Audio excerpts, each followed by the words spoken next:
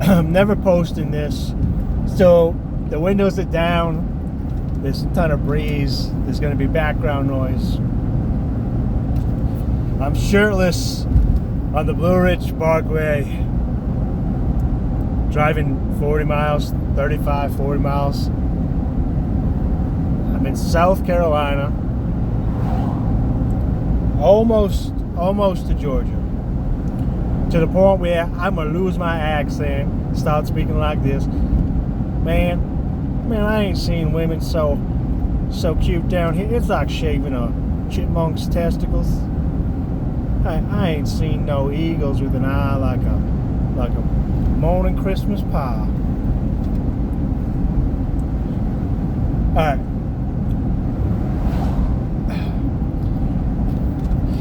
I want to discuss marriage and what marriage was, and now what marriage currently is. But people are so propagandized into believing that it's something else. I've mentioned this a few times online, and I get extremely attacked from all sides, including some Christians. But I've spoken to somebody that was in the ministry, that studied the Bible. I've talked to a Greek Orthodox father, and I explained this argument to them, and a few other philosophical individuals, and they were mind blown, baby. Little Dave Wright, the thinker philosopher. So, without me blowing any more smoke up my own ass, why don't I break down what marriage is, how it got corrupted, what's going on in the current situation, and why the current situation is satanic, demonic, and why the original understanding, true marriage, is of God and godly and should be respected of God. And all that coming from somebody who is not a Christian, or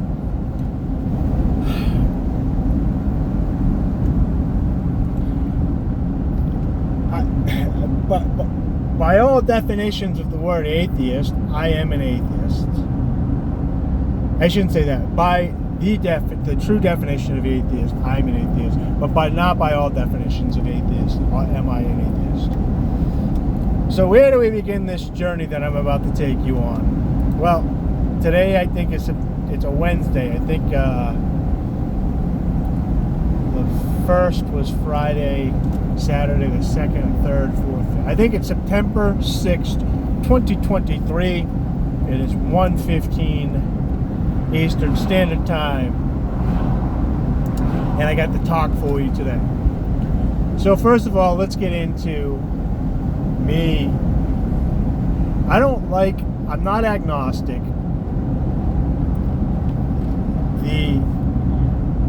I'm not a pussy. People that are agnostic they don't even know what the word means, or they're a pussy.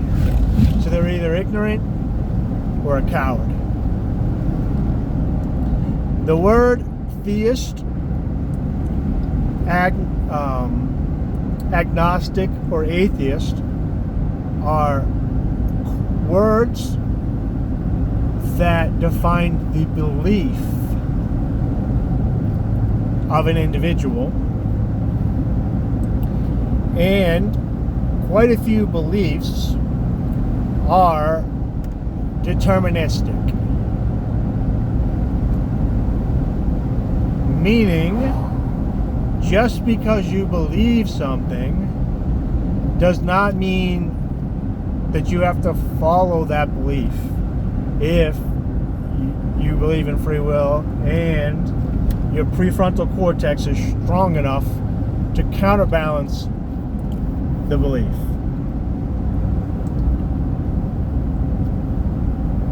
Example, just a really basic, stupid example is I watch a horror movie, and when I'm done, the chemicals in my body believe that I'm going to get murdered by a magical creature when I go to sleep. I lay there, and even my mind's racing, thinking that there's supernatural activity going on in my room. And I just tell myself there is not, and I fight through, and then I eventually fall asleep. I don't have to stay up all night fighting imaginary creatures just because at that moment I believe that they exist. Because there's chemicals being injected and produced by my brain and injected into my body that are telling me to believe. So, if you ask me, do I believe in God? I do not believe in God. If you ask the agnostic if they believe in God,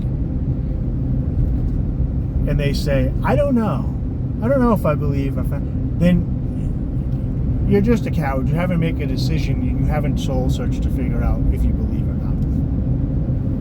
Because if you haven't even thought about it, then you're not agnostic. You're just nothing. You haven't even thought about the topic. And then if you're a theist, you believe in God. So as a atheist, when I sit down and I go through the philosophical proofs, and at the end of the day, I do not believe in God. But I have free will, and I do think a God exists. And yes, I'm holding two contradictory statements on my day-to-day life. But everybody is. At least I recognize that I am. Such is the human experience. So, let's define this God that I think exists.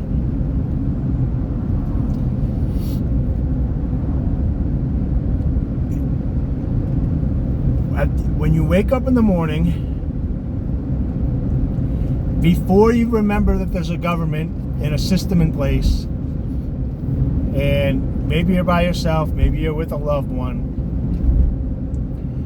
you interact with that individual in a godly world of anarchy. Yes, certainly outside, and certainly your domicile and stuff is taxed and controlled and owned and pressured by a mafia. But your brain compartmentalizes that, and you're having a voluntary interaction with that individual in reality. If you jump off the bed, you fall to the ground. You can't escape that. That's the law of gravity, as far as we know it right now. Nothing has changed. That you get pulled to earth. That is a universal law, or better known as like God's law, because the question is, yes, we know that that's what happens, but the question of why, we do not know why.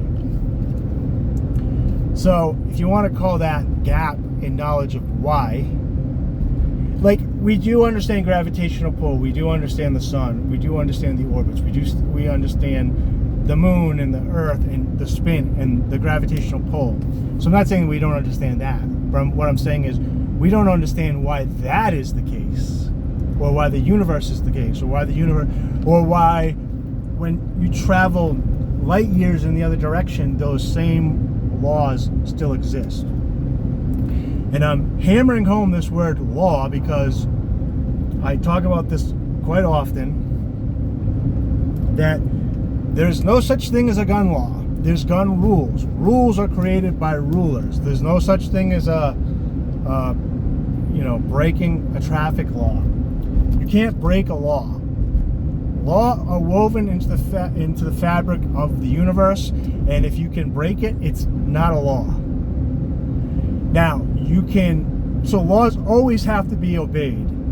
You can try to disobey laws, and you can ignore them, but eventually they'll always catch up to you because reality is constantly running in the background. So,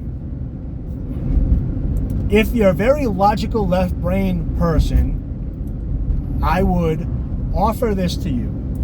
From now on, when you're talking to a creative right brain person or an individual that believes in God, replace that in the conversation, translate that. You're having two different conversations. We like to believe that we're talking to ourselves, we project ourselves. People are very different, they evolve differently, and this diversity really is a strength within a voluntary system where we have freedom of assembly and freedom to disassemble from one another. We always say freedom to assemble, but you also have freedom to disassemble. Now, think of the natural order. Oh, am I at the end of the parkway? Where am I? 1 second. No, 6,030 feet, the highest elevation in Blue Ridge Parkway on the road. Huh, pretty beautiful. Except that I was at Mount Mitchell and they said, this is the highest point. Oh, this must be on the road. I feel fine. I don't know if I've adjusted to the altitude. I've been in the Blue Ridge Mountains for 5 days now, 4 days. So, translate the universe, God, mechanism, physics, all that stuff, and think about that as God from now on. So, go back to marriage. When two people have intercourse with one another, sexual relationships, and just picture that kid with the big head in Kindergarten Cop. Boys have a penis, girls have a vagina.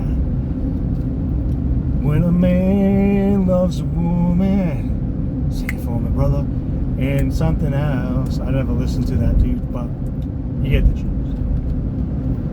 So they have intercourse, and the sperm hits the egg, and life is sparked,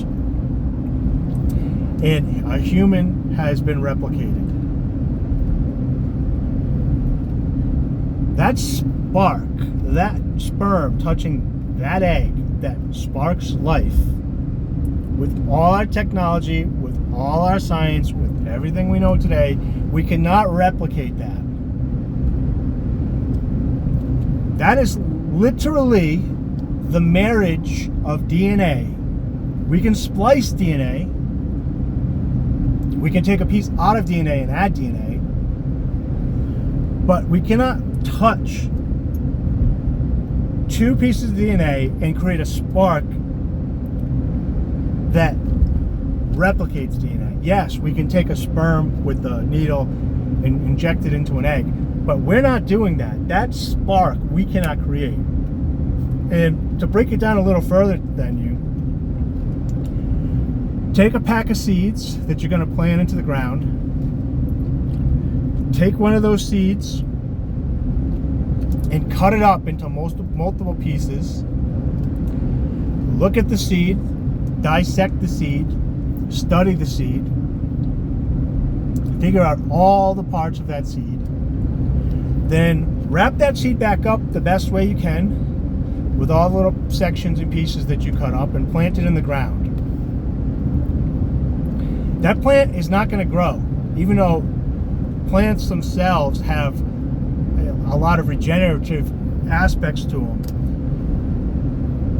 The essence, whatever was in that seed, whatever spark was in that seed that can create life from it, from soil, water, and sun, has been extinguished.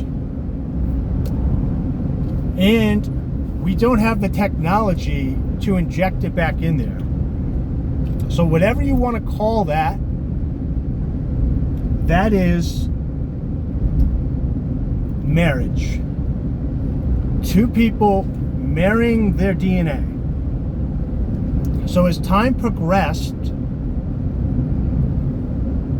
when one person and another person wanted to be together and marry their DNA. So the marriage is the child. It's that DNA touching one another that comes out. There would be a ceremony. And then after the ceremony, everybody there knew that they were going to go have sex and procreate. And that was the marriage that they're going to celebrate. The marriage did not happen at the altar. That's vows that when we're married, when we get married, we will stay together until death does us part, because the child is married, but you really are you have to stay with the child. So the marriage cannot technically be broken until you die, because the marriage is the child. So if the child is alive, the marriage is alive. And if you have multiple children, then you've married multiple times, hopefully with the same individual. So the monogamy aspect of it versus the polyamorous or polygamous aspect of it, and there's differences of those terms I don't want to get into, but having one person that you marry and have children with, or having multiple people that you marry and have children with, it doesn't matter. Once the man gives the sperm and the woman receives it, even if the woman is sociopathic and after 9 months when the baby is born kills the child, she's stuck with, not stuck, that's a bad term, she is growing a child. And well, she was sociopathic in this example. She can't get away from the marriage of that cell. And the man can leave. So the villages created this way that you promise in front of everybody to do this thing, and if you don't do it,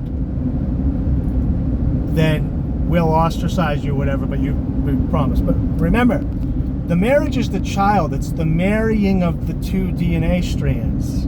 It's that. It's the binding. It's the marriage of that. It's not the people getting together and kissing and holding hands. A marriage is between a man and a woman. So you can have partnerships and you can have government contracts that binds you to another individual. But there's no such thing as gay marriage by definition. Now, we could get into the weeds with the non-binary and transgender marriages, because I guess you could have people believe whatever they want, but the person that gives the sperm and the person that gives the egg could marry by having a child, and then they just don't use the same terms that the aggregate is using, the masses are using to explain it. But the physics and the science, and if there was nobody else, and 1,000 years went by and they pulled the DNA of the three individuals, they would be like, okay, this was XY, this was XX, and these two had this child from the DNA strands that were together. That's the marriage. That's the bond. And I'm going to stress that over and over again. So, the way this stuff becomes satanic is that is attached to a godly essence. That is similar to, we understand gravity, but we don't know how or why or what creates it. We know the basis of it, but why does that happen? Other things could happen, but that happens instead. When the egg hits the sperm and it creates life, where does that spark come from? Where does that essence come from? We haven't been able to figure that out yet. So that gap, if you want to call it God, is natural, and there's no escaping it.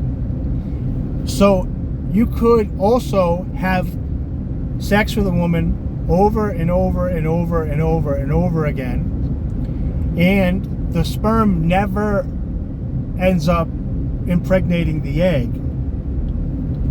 So that's also, we would say, oh, chance, what are the probabilities, whatever. But there's also, that's woven into the cake as well.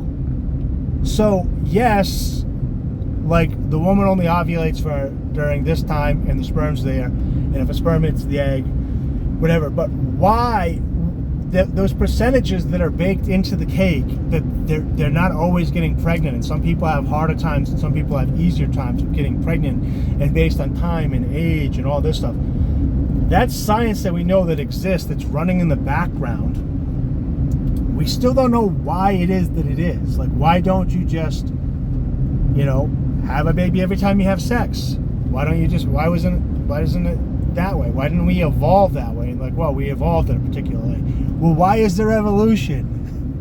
You know what I mean? So that why, if you start thinking about that why as God, and the natural order of things, and the science, and life as being merit-based, voluntary, and progressively moving forward and running in the background, and we should be preventative. We should understand our environment and be preventative instead of ignoring science and then try to engineer these natural things in reverse. So this is where the satanic element comes in. Now, in the natural order of things, we discussed already that the man can give the sperm, the woman receives the sperm into the egg, has a baby, and people could say that's not fair. It's not fair. It's not equal. So, yes, it's not equal because there's two things that are different, but it's not fair, and it's not a double standard either. Because double standard, two things have to be identical, and then they each get separate standards assigned to them. These are two separate entities that aren't designed equal. It's like you wouldn't say, it's just like there's a penis and a vagina. A penis is one thing and a vagina is another thing. It's a hole and a stick, right? Let's just say. You wouldn't say a 1 and a 0 should be equal. They're different. The 1 has a meaning to it and the 0 has a meaning to it. The penis has a meaning to it. The vagina has a meaning to it. The mere audacity to then go in and say we need to make these things equal, like we need to make 1 equal to 0, is so you can use word salad because these are conceptual terms to explain what's going on in reality. But if you don't have anything to eat, it's not the same as having one thing to eat. In reality, with 0 things to eat, you will die. With 1 thing to eat, you can eat that and survive until you find 1 more thing to eat. So they're not the same. And to try to make them equal with words, you can trick people into doing it, but you're putting them in a bad path because they're straying from reality. So, the birth control pill,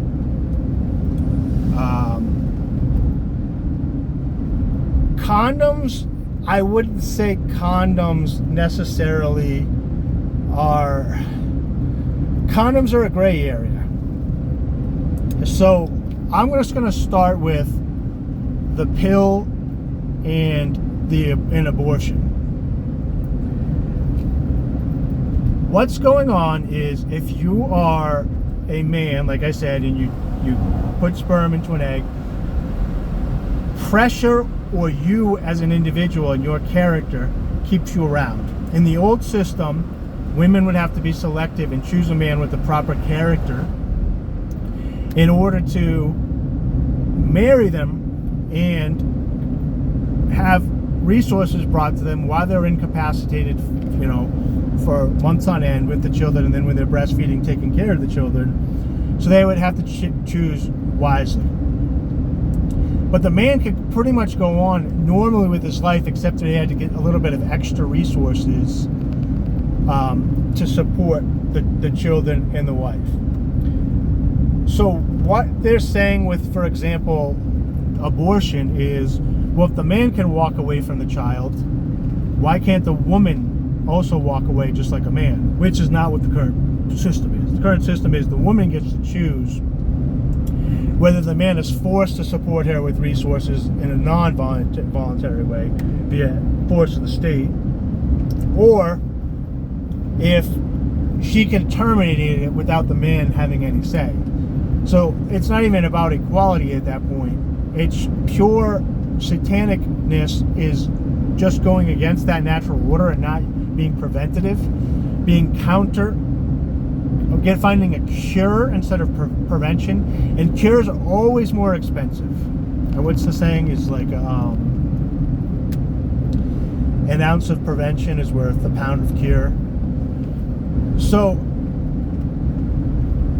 in this world now, women start having to take the pill so they don't get pregnant, and the idea that you're going to make that 1 and that 0 equal. And then what happens is when you try to balance that scale, something else changes.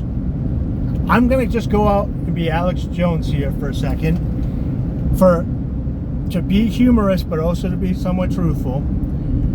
Years ago, when Alex started studying and saying, it's turning the frogs gay, it's a funny meme, but birth control in the water was creating issues within the amphibian community that was not just turning them gay, but turning them trans. It was making a male frogs more apt to be female because of the estrogen effects that were in it. Now this is very curious to me because currently we have far more men transitioning to women than women transitioning to men. So I'm curious, is it from birth control? Because these eggs that are in the women, once anything a woman puts in her body, those eggs are affected for forever. She's doing acid and drugs and mushrooms and all that stuff.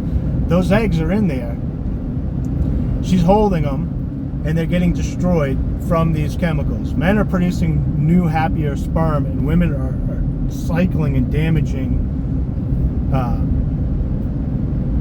their eggs. But back to this. So let's just say, for example, we found out 100%, no doubt, science approved, understood, everybody knew that birth control pill, when women take it and it gets in the water, it starts turning humans transgender and messing with their hormones. The mindset of the first individual that wants to get back to the baseline of God and reality and all this stuff would say, well, we got to stop the birth control pill. It's causing all this damage. It's causing all these side effects that aren't good because X, Y, and Z. And this is why they call them conservatives, because the progressives are like, no. There's no such thing as God. We can change stuff however we want to change it. The pill makes men and women. It makes the 0 and the 1 almost the same, closer. This is a small side effect. But since we're in charge of evolution, this is what happens now when we evolve in this way. So now here's the next step. We have to figure out where trans people fit into society. And so now they're experimenting and changing them. So just to go back to make another God versus satanic thing here, when that sperm hits that egg, and there's a marriage, and the marriage is not the covenant contract, it's not the ceremony, it's not the vows. The marriage is the binding, it's when that, whatever. So you can have multiple marriages, which is having multiple children. When that hits, whether or not you have twins, triplets, a single birth, XY chromosome, and XX chromosome, people say, well, that's random. And it's like, is it random though? Because it seems that we get about 51% women and 49%. Well, we evolved that way. Well, why did we evolve that way? Because but why? That why that we don't understand, that's on the horizon, if you start thinking that as natural order in God, and that took billions of years to get us to that point, and now we're trying to change it in 50, 100 years because we're trying to take charge. People are saying, well, that random act, we have control over. So my parents married, even if they're not together, even if they didn't get a ceremony, even if there's no contract with the government. Marriage happened to these people because the marriage is when they get combined together. I was assigned XX at birth, as if they're saying the doctor assigned it, but you were assigned that, meaning it happened naturally. You got an XX or an XY chromosome, or there's some other small variants like XXX, XXXY, and stuff like that. I get that. But you were assigned that at birth. The doctor didn't just write it down. That was if you're going to use the term assigned in a biological sense, you're basically saying there is a God that picks and chooses. And while I'm not going to say there's a man on a cloud with a beard that does that, there is something working in the background that we haven't got to. That why, that natural order, that universal thing, call it God, call it the universe, call it, whatever you want. I forget what they call it, pan something-ism, where everything's connected. There is something that chooses that. What they're saying on the other side is, well, why can't we choose that? Why can't we figure out the technology to choose that? And there's different ways that they do it. That randomly happens, and they're like, oh, it's XX, kill it. It's XY, kill it. What China's like was killing girls for a long time. Now in the U.S., there's some people that want to kill boys if they have it. There's people that want to kill people that have retardation or Down syndrome. So people want to pick and choose, and they're trying to do it at a state where they do it before the child is born. But then, and they're saying, well, this is the science. And it's like, it's not science, it's engineering. Science is what is. The fact that your child has those particular chromosomes is the science. And we know that they have that, and we observe the science. Now, if you want to try and change that, what you're doing is you're social engineering that individual, which will then have an effect. It'll have some sort of effect, short-term, long-term, whatever it may be. Lots of people are concerned because, like anything, reality is running in the background, and it's 24/7. So God, if you call it reality, will always be running in the background. And evil, if you call it trying to manipulate reality, even if it's working and not sleeping, it can never outdo God, because they're inside of God. So, like, you're God, I'm God, the evil people are God, so they're trying to manipulate and be evil, but they're doing it within the fabric of objective principles that they don't even fully understand, and that we've seen such a small, minute portion of and understand. Just picture the entire universe of darkness and just one little candlelight of information that we've unlocked so far. But realize that these two types of individuals, and I'm polarizing it because there's spectrums, there's shades of these people. This is the battle. This is why people can explain it as a holy battle, is you have some people that are science driven, that understand not only is the reality of science running in the background, but when you study philosophy long enough, you realize there's also a objective morality running in the background. And although you can get and circumvent the natural morality for a short period of time, it also catches up with you in different and negative ways. And you can see that in society today. As they ignored some of the stuff, there's huge changes that are going on, and it doesn't seem like these changes are for the positive. the question will become, how many of these individuals, and you can figure this out on your own. The other parcel of it is some people are saying, yes, they agree with everything I said, but they don't believe it's a holy war because they don't believe that the side that's trying to engineer stuff is malicious. They believe that they're the logical science ones, and the people that are just saying, no, this is the nature, the preventive, they're the crazy ones that think we should just allow the flow. And the libertarian standpoint, for just to give you a label that you can put a pin in, says, I want this stuff to happen, but it has to be voluntary. You have to have freedom of association and freedom of disassociation on all levels, top to bottom, so that we can see which way it's going. Now, some people get carried away and they say, well, this whole group of people is disturbing that natural order of things, that godly order of the universe, with force and violence, and we need to counteract their force and violence. It's a self-defense for God. And let me just tell you, think about this before I tell this to you. If you're just a scientist and you think I'm crazy about the idea of God, if you 100% believe in science, you trust science, you wake up tomorrow, you think it's going to exist, you don't think you're going to float off your bed, you have faith in science existing tomorrow, something's going to hold that together, you don't know what it is.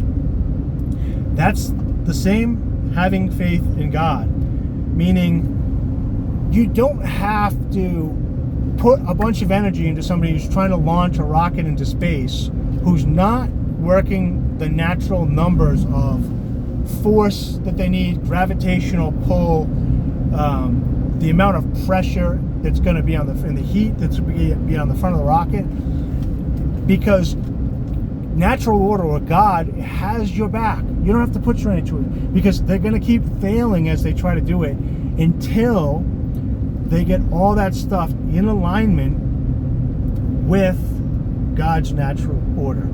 So when it comes to morality, and you're worrying about all those people doing these negative things, and you're fighting to stop evil, you don't need that. Have faith in science. Have faith in God. Have faith in morality that's woven into the fabric. That is a failed project. And take your energy and put it towards the positive of teaching. The Bible speaks about this. The Quran speaks about this. Just about every religion that I know of speaks to this, that you must speak the word of God. And how do you speak the word of God? Many people think it's reading the Bible. Many people think that it's talking about repenting and all this stuff. Maybe, I don't know. What I think is what you just listened to for the last 38 minutes is me speaking the word of God. I'm trying to realign your mind to see, and this isn't talk about marriage right now, I know I've gotten way off, but I'm trying to give you examples to pull it in, to tie it in for you, that the idea of a marriage is not a contract. You don't go to these elites and beg them for a marriage and they write you on paper, and then if you fail you get thrown in a cage. That's what happens right now in this evil cage that we live in. But the marriage is happening. There's all sorts of marriages happening every day. People are having kids. They're bonding those two DNA strands. So you have to be careful who you marry.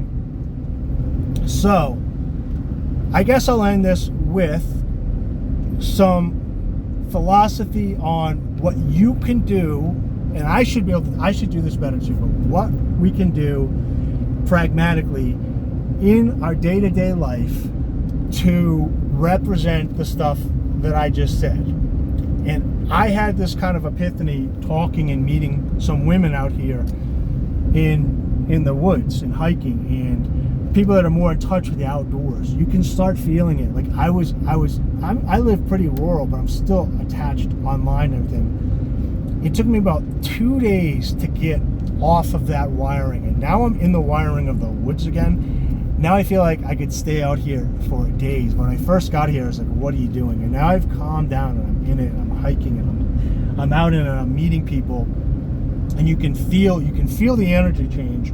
You can feel yourself get tied back off of the matrix, for lack of a better term, the digital world. It's the pull, that negativity, that chaos that's trying to tell you marriage is their contract. You can feel it out here. There's only law out here. It's not the Wild West. It's, you know what I mean? It's the not so Wild West. Everybody out here is following the same natural laws. There's no rules. Yes, somebody could show up, but by the time they showed up, the rules already broken or been disobeyed by the time the rules get here. So, man or woman, when you're talking to your partner, it's pretty easy. Look to them. Forget about the contracts. Forget about the government. Forget about their political views and all that stuff, although they help a little bit.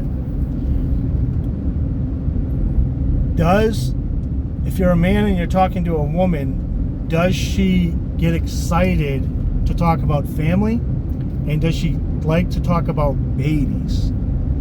And if she doesn't like that and you want a family and kids, don't try to convince that person. They already see it. If they're excited about babies and kids and you can support them within that, then I don't think you have much worry about them leaving or issues happening, because they're kind of naturally understanding that the kids are the thing that everybody's trying to get to.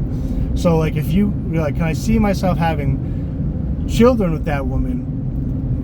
And then if any of it is like, oh, she has a job, she has money, she has a car, she has these friends, I like these tattoos, whatever, the answer is probably no.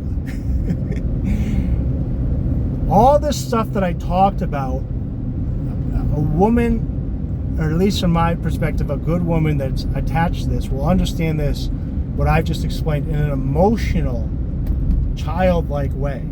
And that's a good thing. I'm not using that as a derogatory. I'm using that as a positive. It means that she's attached to the tradition and the understanding of the natural order from her personal emotional experience. If she's got an emotional experience that's attaching her the other way, now the men are gonna have to sack up here a little bit, because you can't be trying to raw dog this girl or get her to take birth control or have sex on the first date or go drinking or go to the big city or all this stuff, and then expect her to be a traditional woman that's not promiscuous. So you can't, if she's like that with you, or you're trying to convince her to be like that, then you're not looking for a wife at that point. And my suggestion to you would be to go become a husband first. And then, once you become a husband, find somebody who's a wife, and then get together with them and have a marriage. Same thing with the women. Is we start off as boys, we start off as babies first and foremost. And babies will be different in a very different spectrum of ways, but they just got needs that need to be met. They need food, sleep, change my diaper, I'm wet, I got a rash, it's too loud in here, I just help, I need as a baby. They get a little bit older and the baby split. They start becoming boys and girls. And so when you were a boy or a girl, you have to be given some sort of direction to understand your surroundings, because you're going to start getting slow injections of chemical responses from your brain that are emotions, and it's going to be different for somebody that's going to have testosterone eventually, and somebody that's going to have estrogen as their main hormone eventually. So as these things happen, you need to realize they're happening with the child and help them direct that. When a boy can get to a point where he can understand his chemical reactions and his emotions and what they mean in a positive way, not ignore them or bury them. That's the misunderstanding of Stoicism. It's your emotions are a chemical that washes over you. So, for example, if a man has excess testosterone, he means he should be going running, hunting, exercising, working out, or putting that testosterone towards his wife to have children with. But if you're going to masturbate, have sex, watch pornography, you don't understand your chemicals. That's a very feminine way. You're reacting to the chemicals in your body, and you're not taking charge. You're not being stoic and realizing testosterone is a building block for activity. So once you start understanding your emotions, they wash over you, you recognize them, but you don't act on them, and you're a man, then you can start trying to figure out a woman, which I'm late to the game on this, but now I'm kind of understanding that about women. And then once I can understand how a good man processes his chemicals through emotions, and then a woman, then I'm kind of in a husband state. I understand being a boy, I understand being a man, and I understand being a woman. Now I should find that wife that understands being a girl, understands being a woman, and then understands being a man. And then we can have children together, and when the child is a baby, it'll be the responsibility of the wife. If the baby grows up to be a boy, that's when the father starts taking over and teaches him his emotions and chemical responses to manhood. If that, then the woman takes over and teaches them the chemical reaction of their female emotions to become a woman. And once they figure that out on their own, they hopefully watch their parents, because you're married again, to death do you part. You have gene sets, so now they can watch their parents, because you have half their coding, so you're showing them half of the owner's manual, and then they see their parents, and they get kind of an owner's manual on what a woman and a man looks like, and a husband and a wife looks like. Then they can go and try to replicate that out into the world. So the woman is going to process her emotions in a more childlike and outgoing way, which is good because she's going to be spending a lot more time with the children. And so I thought it was a defect that when I was around young children, they kind of make my skin crawl, but I don't mind adolescents, kids, and young kids. I'll talk to them and show them stuff. Then I realized that's a feature of being a man. And I thought that women need to grow up and be more logical, but I understand that's a feature of a woman now when they're with small children, that they can come down to their level and help them and talk to them and be sensitive and be childlike and be in the moment with them. So just to give a real life example of this, things you can work on back and forth, or at least that I've been working on, is when a woman in the past, and this is probably because of the way my father was very beta, even though he was big, 6'4", and angry, he was I would call it what is called an aggressive beta. He placated to the woman all the time, wasn't in charge of his emotions, and was outwardly violent with them. That's not alpha. That's not alpha.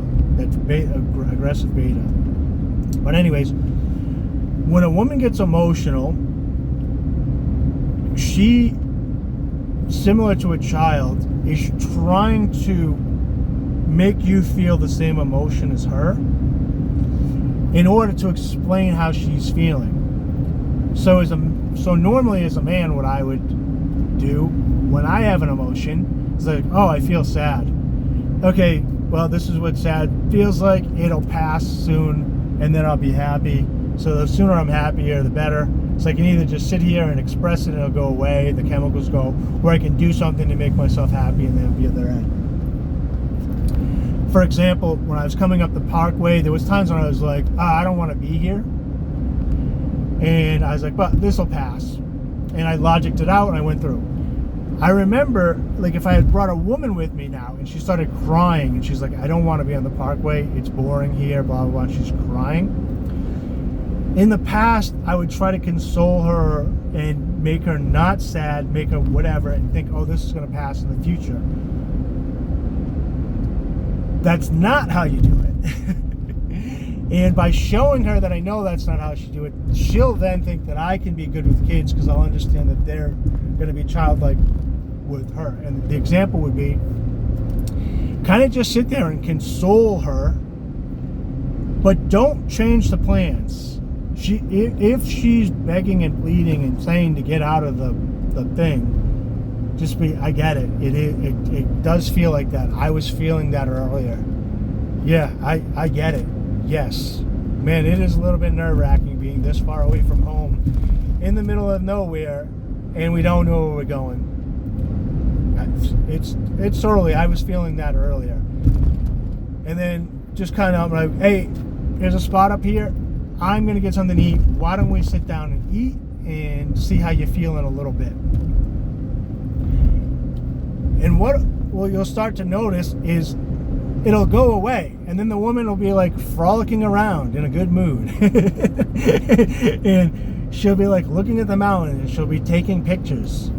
But in the past, what I would do is I would solve the problem, and I would be like miserable in a hotel room. She'd be miserable in a hotel room. We're not on vacation. Now we're just away in the middle of nowhere and not enjoying ourselves.